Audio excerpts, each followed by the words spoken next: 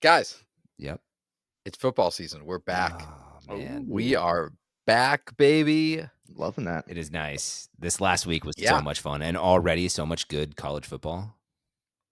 so much good. So many games that went exactly the way they were supposed to go, and then some games that you're just like, well, that was fun. But let me ask you guys, from a drinking perspective, Yeah. we've been spending a year now drinking wine. Mm-hmm. Do you drink wine while watching a football game? Ooh, I have Uh, not yet. I reverted right back to my favorite brews while watching some games. But yeah. it's an interesting question.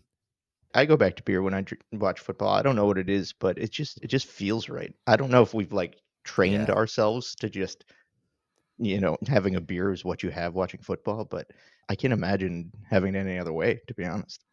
Yeah. It's true. I've had more IPAs in the last week than I've had in the last year. I don't know why that 100%. happened. Yeah. I don't know. Football. I mean, we tried a little while back to answer the question of a very tailgateable wine. And I think we found a couple of wines that, the canned wine, very portable, cool. We found a couple of certified porch pounders that I think would lend themselves to the environment and at least in Florida, the heat of tailgating. But I don't know, just still something draws me back to the beer on game day.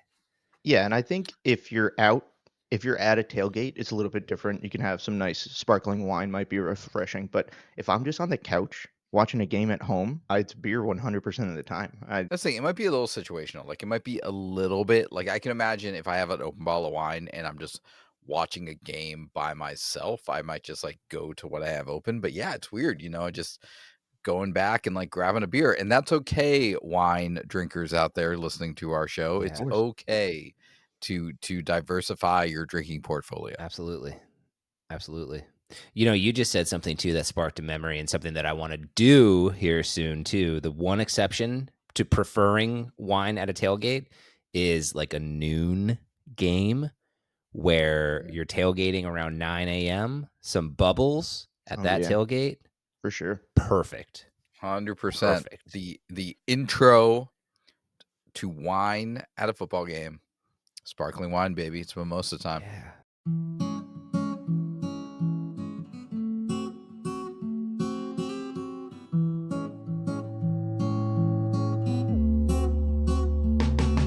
Welcome to Stop Wasting Your Wine, a wine review podcast where we waste our wine so you don't have to. On this episode, we review a red wine from Italy. Welcome back, everyone. Aaron here from the Stop Wasting Your Wine podcast, joined by just two of the best people I know, Joel and Colin. Guys, it is just getting nicer outside. It doesn't feel like the sun is sitting. Oh, I'm sorry. I live in Jersey and you don't. There. How's it going, guys? It's, Yeah, brutally hot is how it's it's still pretty going. hot. Yeah. It's getting It's there. not 75 and gorgeous outside. It is not. No. No, we're still Maybe at 3 a.m. and maybe you get 75 and muggy. Yeah, that's right. Never under 90% humidity, or at least it Yeah. feels like that. Unbelievable. We're getting there though. I don't want to take you off of your plan there, Aaron, because yes, I'll play along. Yep, we're getting there. It's really starting. You can feel the September. It's coming. No. I have to admit, deep down, I was setting you up for failure, and I apologize. There are certain parts in the year that I feel like we're chatting, and I'm jealous. You guys are like, "Oh, it's sunny. We're going to the beach." Whatever. I'm like, Yeah. We get to this part of year, it's like spring, fall, right? Yeah. I just get to be like, "Ooh, it's 75 and breezy, and the leaves are starting to change, and people are putting When do people put out Halloween stuff in Florida? We do it. We just sweat while we're doing it. Yeah, it's that's happening right. now. That's right. It's Yeah. just it Oh, yeah. feels so weird. Is the Halloween decoration deadline creeping towards summer where you guys are the way it is here? My kids have already put up skeletons in one of the windows. Oh, wow. And my wife's like, September 15th, we're putting shit up. That's a month and a half from Halloween. Can I tell you something? That's fair in my book. That is fair in my book. It's creeping towards summer, right? It's getting earlier and earlier. People just want to get away from the heat, and the answer to that is pumpkins. Yeah, but it's I don't like that it's already pumpkin spice latte season. We're not in fall yet. It's still 100 degrees during the day. We're not in fall. You can't convince me with a couple pumpkins and a pumpkin spice latte that things are better around here weather-wise. So Well, that's why I was asking if Florida was different, because up here, it was, like, 72 and breezy today, and you could see people, like, kinda creeping out of their houses being like, "Can we do fall yet?" And I imagine it's different down where you are, the swamp. yeah, I don't I'm not for it. know.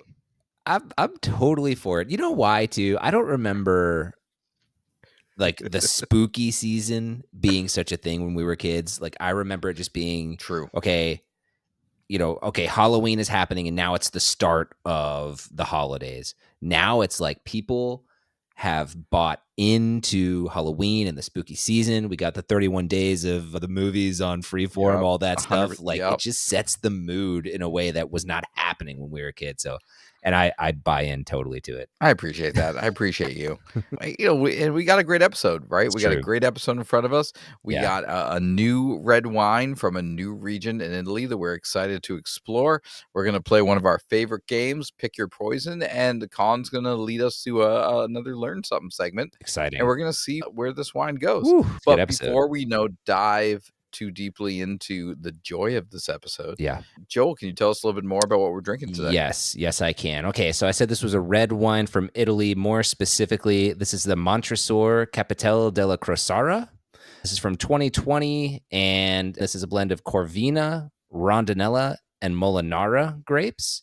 This is from the region of Valpolicella. Wait, Joel, hold on. yes. Take your hands. Hold your hands up by your head. Just hold them up. Hold them up, and put your thumb by like your other fingers and go Valpolicella, Valpolicella, and Valpolicella. wait. Yeah, and wave your hands. Really try to sound like Valpolicella. Mario. I think that's probably 100% accurate. Ashwin would be so proud of me for that Yeah, pronunciation. he You would. gotta lean into it. We're gonna say Ashwin. We're Valpolicella. gonna lean to Ashwin. Ashwin, Valpolicella. Yeah. How's that? How we do? Yeah. Great. He didn't give me a passing grade on any when we were talking to him. That one, I think he's going to give me one. Let me know, Ashwin. Let me know how I did, buddy. This is an ABV of 14%, and we picked this up for $20. Awesome. Fantastic. And guy, I love it. I love finding a new wine. I love finding a new wine under $30. This was another one where like I had to dig into a certain section to find it. Colin, this was your wine. Why are we drinking this, man? Yeah, so pretty much that's the main reason why I wanted to bring this on. It's definitely a region that I think is not as popular as it potentially could be. It does have one very famous wine that comes out of the region, which we're going to learn about in a little bit. And another reason why I wanted to bring this one on is it says Ripasso on the bottle, which is the process that the wine goes through when it's being made, which can add some complexity and some different things to the wine. And between the Valpolicella, which not everybody knows about, and Ripasso, which I'm sure even less people know about, I thought it'd be an interesting wine to bring on and try. And I've tried some of these before, and they've been fantastic. So I'm hoping this one follows suit. Awesome. I appreciate that so much. Like, if nothing else, outside of doing the show, because I like both of your faces and like hanging out with you and just learning more, like being exposed to new wines from new regions that I did not know existed a year ago is like the best part about this. That's the best. Absolutely. Cool. Well, before we learn more about this, y'all want to play a game? Let's do it. Yes. Let's do it. So we're going to play Pick Your Poison today. Ooh. For the new listeners. Pick Your Poison is a game that it's pretty much would you rather. So we're going to Well, decide. don't tell them that. Don't I mean, it is an way. entirely original Yeah. game made up on this show. Welcome to the experience, and you are welcome Yeah. for enjoying it with us. So here we go, gentlemen. All right. So, gentlemen, pick your poison. Would you rather drink wine that is too tannic, or would you rather only be able to drink wine that is too acidic? Oh man, I am so happy you're asking this in episode 59, because if you'd asked me this in episode 1, I'd been like, I don't know. Yeah, that's fair. I think for me, honestly, too tannic. I like tans. It's something I've decided that it's like the experience of wine when something's like has a lot of tannins. I'm like, oh man, like this is a lot, and it's kind of a cool thing to experience along the way. So I think personally that would just kind of be. I'd rather have that versus acidic and just being like, oh God, my mouth, like I'm so thirsty, like I don't know, like it's like I have to keep drinking this and then keep dying. You know what's funny? That's me. The second part of that is my Yes, I knew it. I yeah. knew I it. would rather go to acidic. I've always loved like really bitter beers.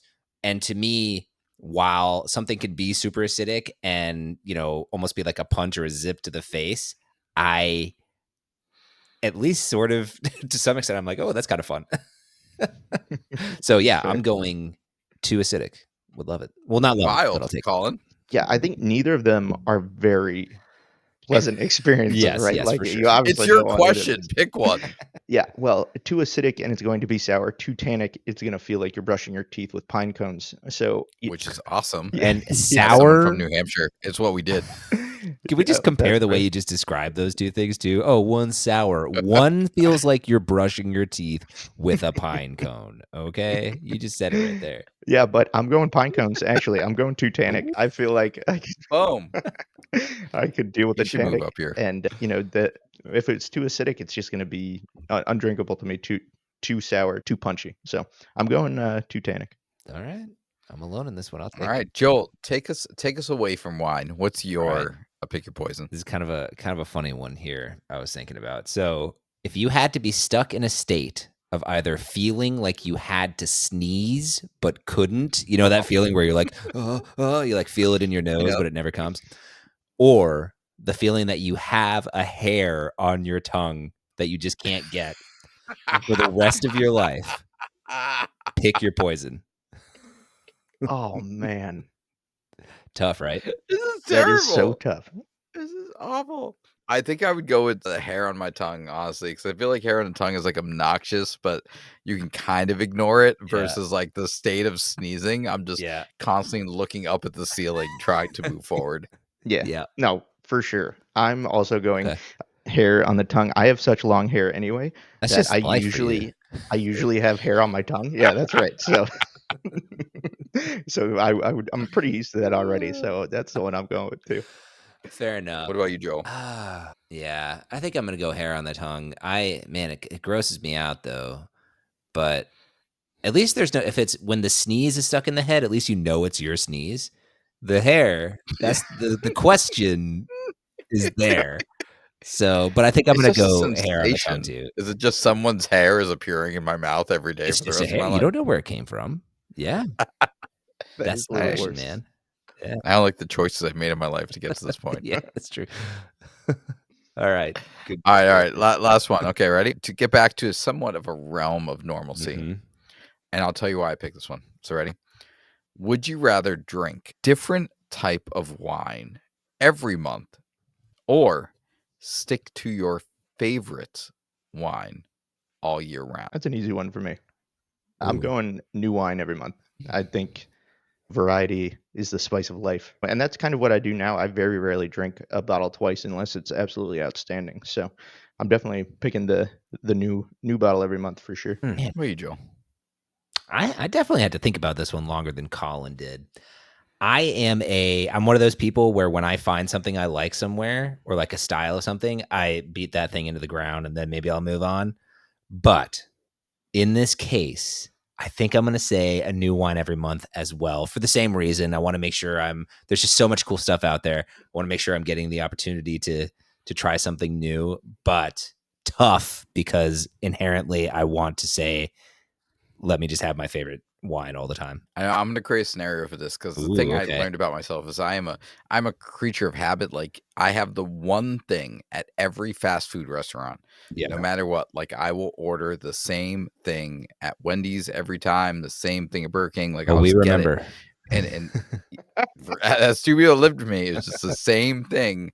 And it turned the same thing at the restaurant. Like I will just order the thing I know. Yeah. And so if there was like a drive-through situation where I had to like go through Total Wine, go through the drive-through window and just like pick something on the spot, my gut reaction would be that I would just be like, Code around. Yeah. Yeah. No, that's fair. Yeah. I get that. Like I would just hit, like I wouldn't use that opportunity to be like, let me try something new. Sure. Now, wandering around, like of course we find new things all the time, but I think if I was forced to make a choice, yeah, deep down, I'm a creature of habit. Yeah, I would go with the same thing every single time. that's fair. It is fair. I get that.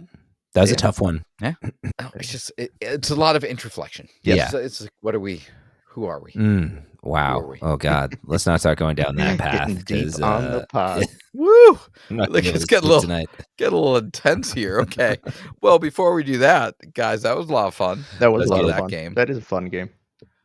Awesome. Well, this wine is calling our name, and we would love to experience it. But before we do, we should probably learn a little bit about it. Yes, please. Colin, can you help us out with this? I sure can. This is the only thing you will learn.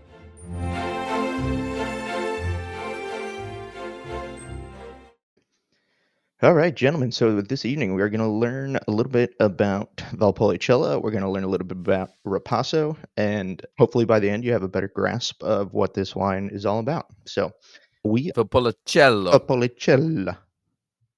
Valpolicella. Yeah, there we go. So we are in the Veneto wine region in northeastern Italy, and the Valpolicella is actually a subregion of the Veneto. And Valpolicella is known for its red wines. Actually, they make almost exclusively red wines, or at least what you'll find in the stores. And the four major grapes of Valpolicella are Corvina, Corvinone, Rondinella, and Molinara. So the wine we're drinking tonight has three of those four.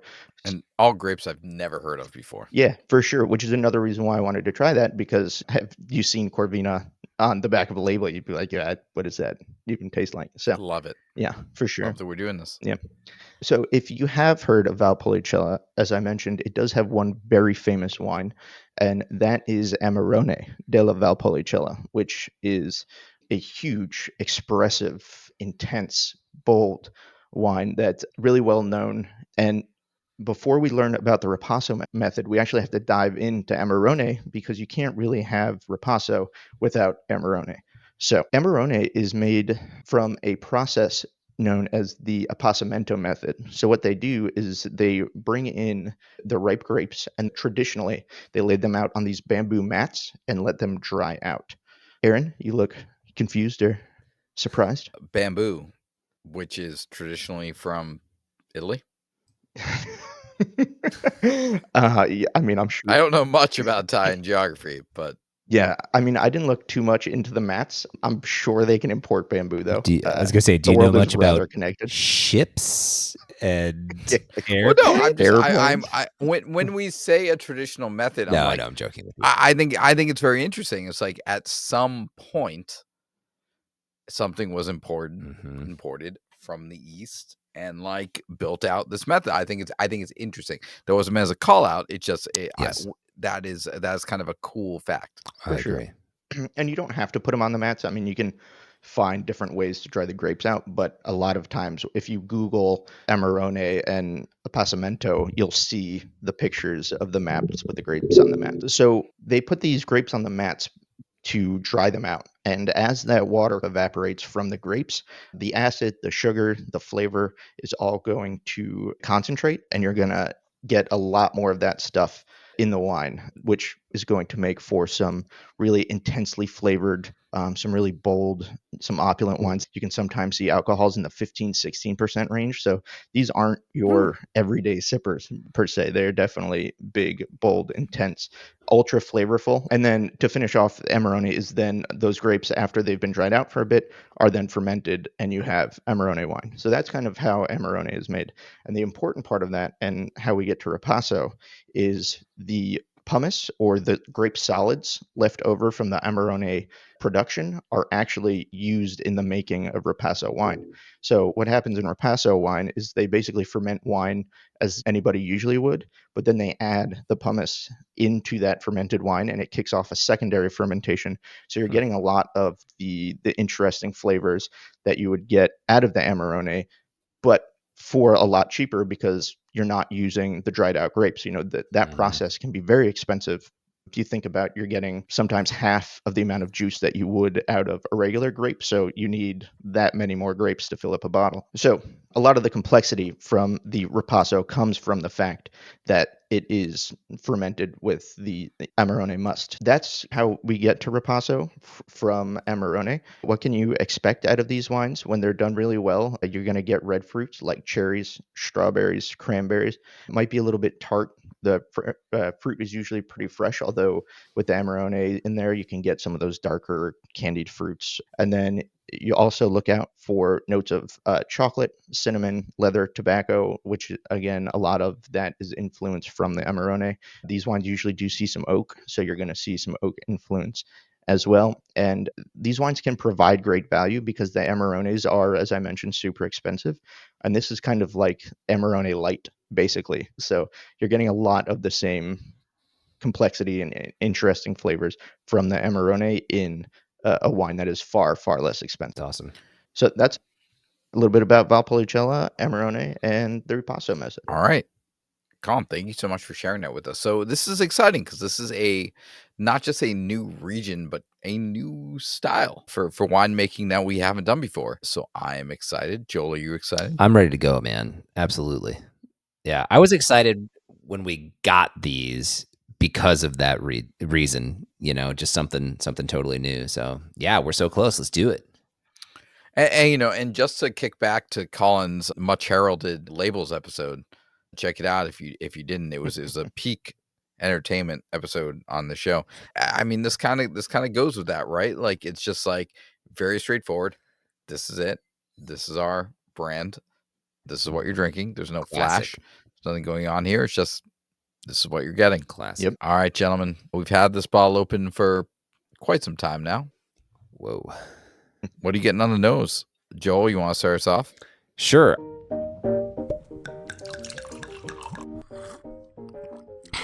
Tastes like wine.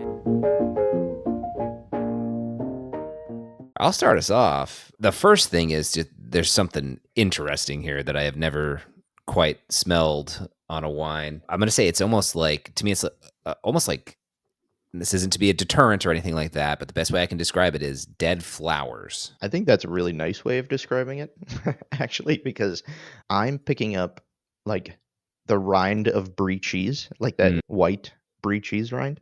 Mm-hmm. Whether or not that's a deterrent, I have yet to decide. I'll let you guys know in a minute. I mean, if I push past that too, I there's some nice fruit showing to me. Yeah, I'm getting some strawberry in there. 100%. That's probably the biggest thing. No, yeah. I mean, I don't remember which one, but I'm definitely hearkening back to another wine that we've had. I can't put my finger on it, but there is some kind of commonality with like deep red wines happening. But to both of your points, it is something very, very unique. And I'll say it's very one-dimensional. Like we've had some very bold red wines that we're analyzing, like, oh, I get this, and I get this, and I get this, and I get this. This kind of has like this one central scent, and you're just like, I think there's strawberries, or it's like fruity. It definitely Like, has it's a premier scent, like a first, right? For sure. Yeah, like a highlighted thing going on. Yeah, for sure. Yeah, it's this one very defined scent, and like maybe you can dig, but it's not like a big bouquet of scents. It's like you smell this, and we're all getting the same thing. Yeah, under that mustiness, I get a little bit of red fruit, like Joel said, Mm-hmm. strawberry, a little bit of cherry. I also get some baking spices. I think a little bit of the oak influence comes through, maybe a little bit of vanilla. But these are all like the go-to. These are the classics. We're playing the hits right now. Yeah, Like this is like got some cherry, got some for red sure. fruit. Baked, It's not as expressive as I thought it might be, having had Valpolicella Ripasso before. Some of the other ones I've had have just been wonderfully expressive. This wine definitely doesn't have that, and the main thing I'm getting is that funk note. So it's almost musty. Yeah. Musty, funky. That's the biggest. It's the musk. It's the biggest thing. Well, let's take a sip and let's see let's see what's past that. Joel. Surprisingly nice is my first reaction to this, and definitely the fruit is much more front and center on this. That interesting scent that we were all talking about, not to me coming through in the on the palate here, and really not in the way of anything from a flavor perspective. Yeah, I think if you had someone who is red wine hesitant and they avoided smelling this, it's a pretty it's a pretty okay drinker from a tannic standpoint. Really light tannins for a deep red. Like I'm kind of shocked. I was expecting after smelling that, I was expecting like a lot of grip going on, and it's really not. It's a lot. It's medium tannin, medium acidic. Like it's not. It's pretty docile. Yeah, It's I'll definitely say more that approachable than it smells. 100%. It tastes it tastes a lot better than it smells. I'll say that. You're right, Joel. That 100%. must kind of goes away until the Yeah. finish. I Mm, just got it mhm. again. It's like, oh hi, here. You thought I was gone? Nope.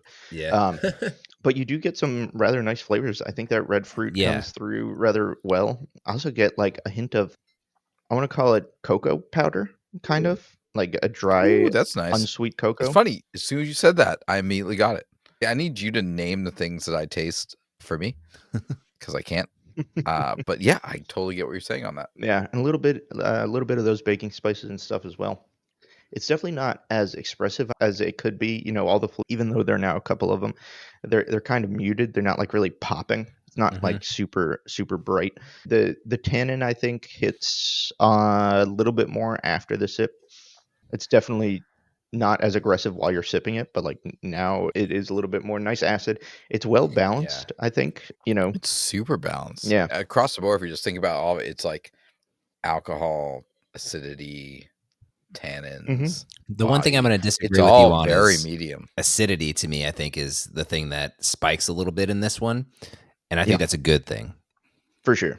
I'm just thinking comparatively some others. Like I'm not like salivating and like thrown off as much as some others. It's definitely medium high, but it's not as over the top Yeah. as some of the others that we've had. All right, so we are digging through this. We have Yeah. named the sense, we've named the flavors, but do we like it? Yeah, but did they like it? It's time for the review. All right, guys, we're here. We're at the review. This is going to be a What tough cool one. wine. Nah, yeah, I'm it's nervous tough, about this but one. it's cool. Like I'm excited. This is what we're getting into. This is why the people come back to the show, because this is not your average wine. Colin, you brought this to us, so you'll go last. Joel, what do you think about this wine? Man, I haven't been so torn on one or just, inside my brain, I'm going kind of crazy right now because I didn't think I was going to enjoy this as much as I am enjoying it. and Ooh. and if you're thinking I'm thinking wine fridge here, let me just go ahead and dispel that. No, that's Yeah, not the no case. way. I don't think anyone was Yeah, saying, okay, nobody's good. saying that. I heard you getting We believe excited, in Aaron, you and I was like, whoa, slightly whoa, more. whoa. No. We've moved away from your closet. Oh, definitely. No, I'm sort of, to be honest with you, I'm sort of in between the it's fine countertop and the I want to share this with my friend's kitchen table. And I think I'm going to Yeah, go that's why I was ahead, doing. yeah, and officially put this on the I want to share this with my friend's kitchen table. The reason Hey. is because I'm so intrigued by this, and I've gone through a pretty fair amount of this to try to figure out everything about this, and I haven't not enjoyed it that whole time that I've been doing that. And going back to just, again, it's a new region for us. It's my first time at least really thinking about this region or this style, and it's fun. So I would like to share this with people. I'd like to get people talking about it. And I would like to go back and drink this a little bit more and expand my knowledge of this area. So putting it on the let's share it kitchen table. Yeah, I'm right there with you, Joel. Very similar to last week with the Toro. Like I'm like, this is a new wine. I have never had this before. I haven't had these grapes before. I do not dislike it. It is just different and unique. And so I think it is more than just a fun sit on the counter, drink it when you're doing whatever wine. Yeah, I would totally like, again, if people were like, hey, we're having people over, bring a interesting red. Yeah. I would be down to bring. I'd be like, hey, let's check this out. Yep. Like, I don't know if it's like my go-to, Mm-hmm. but I think there are people who'd be really, really into this. And I think in that realm, like for $20, this is a good wine for people who like this type of wine. It's a thinker. It's a thinker. That it is. Colin? I think you guys are being incredibly generous. Ooh. I knew it. I And then knew. Colin drains it. I was watching Colin's face, and he was sitting over there like, what are these guys talking about? He's like, I got 2 points on the wine I brought, and I'm going to dump this shit. Incredibly generous. So I am torn too, but my decision is between the counter and the closet. That's fair. Yeah, no, it's not drain worthy for sure, because it's not bad. It's a little weird, but I think I'm gonna put it in the closet. Okay. It's just Really? This is a backup? yes, Backup behind what? a lot of other things, like most other things. Okay. It's just the flavors are a little weird. I think they're kind of muted. They're not as bright or as expressive as I would hope. The funk is not very nice. Again, I like a little bit of funk, but this is just too weird for me. I mean, I guess if you like brie cheese, then go for it. It's not a terrible wine. Again, I don't want to drain it. I've been drinking it and it's fine, but there's definitely a lot of other wines that I'd rather be enjoying than this right now. So it is a closet wine for sure, a backup closet wine. All right, so this has to be a first. I don't think we've ever had a situation. Well, now that we have this center category where we have 2 people in one and then like another one that's multiple away, did we do one where we were like, you know what I mean? Like, yeah. Did we have one that was like on the kitchen table and in the drain in the past? No, We'll have to not go that back. much disparity. I think we've always Right? done So the there's one, like one this off. is a bit of a Yep. But again, like I think that speaks to this wine. Like it is uniquely flavored. It is very, very different.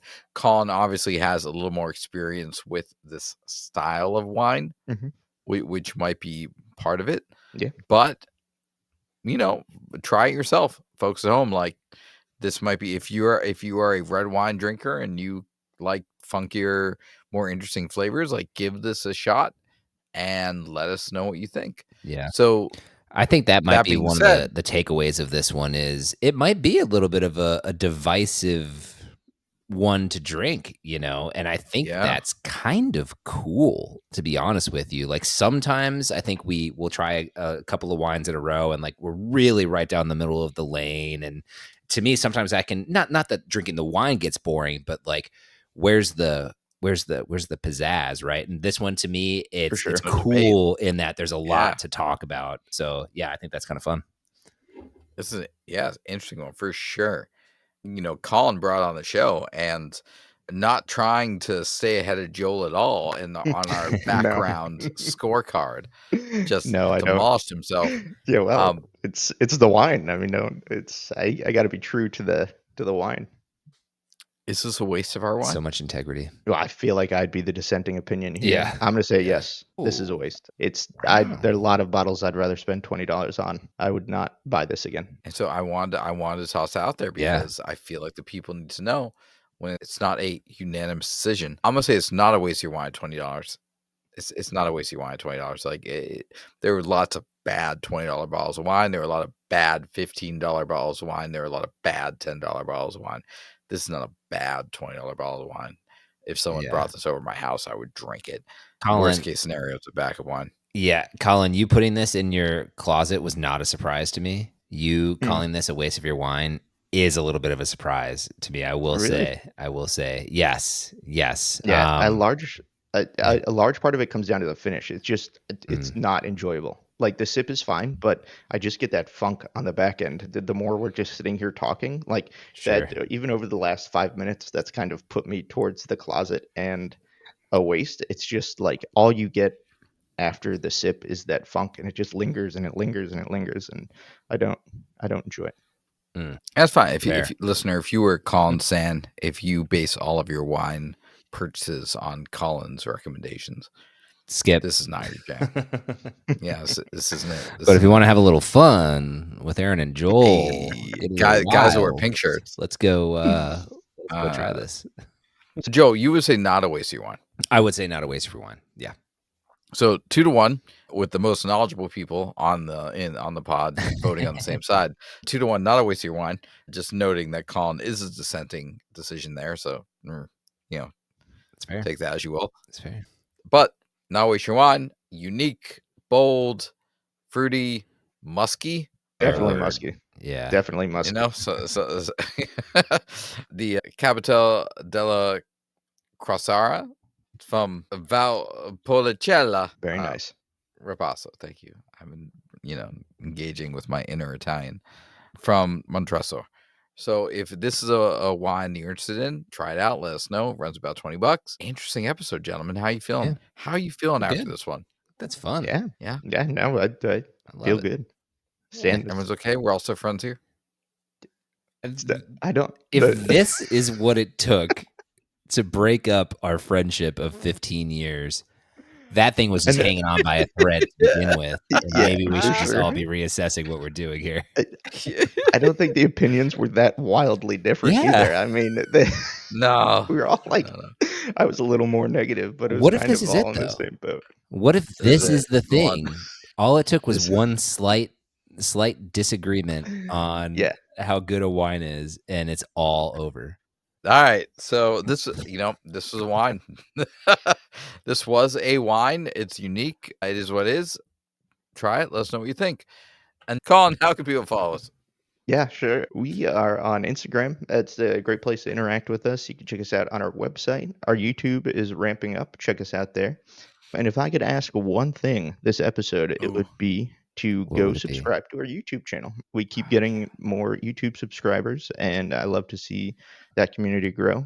So if you would just hop on over to YouTube, stop wasting your wine, and click that subscribe button. Much Hey, appreciated. if that's your one ask, can I throw one out there too? Sure.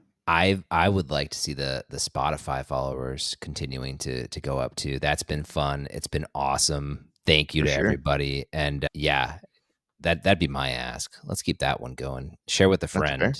Yeah. 100%. And thank you. And if I had one ask, Yeah. No, you don't get if one. you have a good lighting suggestion, Oh, please. Yeah. my lighting is trash compared to these guys. So if you have a good one, send it our way. Thank you and appreciate it. For the folks at fair. home listening and not watching, Colin and I look like just golden goddesses, like just the perfect. gods. Yeah.